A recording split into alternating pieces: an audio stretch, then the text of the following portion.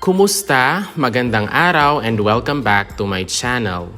This video is all about the different cities and municipalities comprising the province of Negros Oriental in Region 7 or Central Visayas. The Philippines is composed of three major island groups which are Luzon, Visayas, and Mindanao. The province of Negros Oriental is in Region 7 or Central Visayas. The four provinces comprising Central Visayas or Region 7 are the Province of Bohol, Province of Cebu, Province of Negros Oriental, and the Province of Siquijor.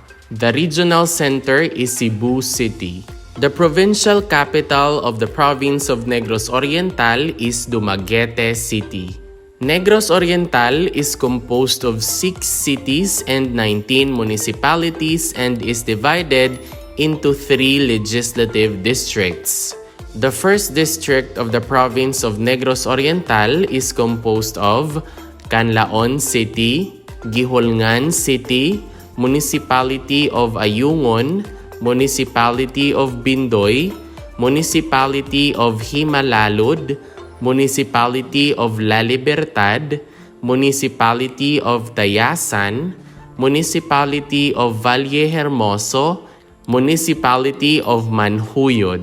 The second district of the province of Negros Oriental is composed of VII City, Dumaguete City, Tanhay City, Municipality of Amlan, Municipality of Mabinay, Municipality of Pamplona, Municipality of San Jose, and Municipality of Sibulan.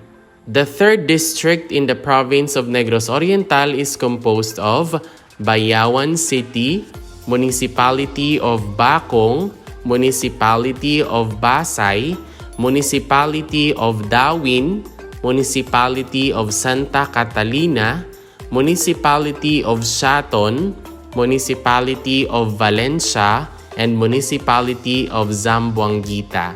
Once again, the province of Negros Oriental is divided into 3 legislative districts.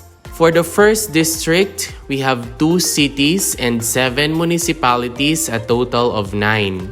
For the second district, we have 3 cities and 5 municipalities, a total of 8. For the third district, we have 1 city and 7 municipalities, a total of 8.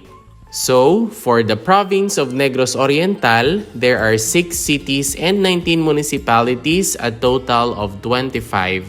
And that is all about the different cities and municipalities comprising the province of Negros Oriental in Region 7 or Central Visayas. If you learned something new, please don't forget to click like, leave a comment, and subscribe. Moreover, you might also want to watch the next video on the screen. Thank you very much and see you in the next video.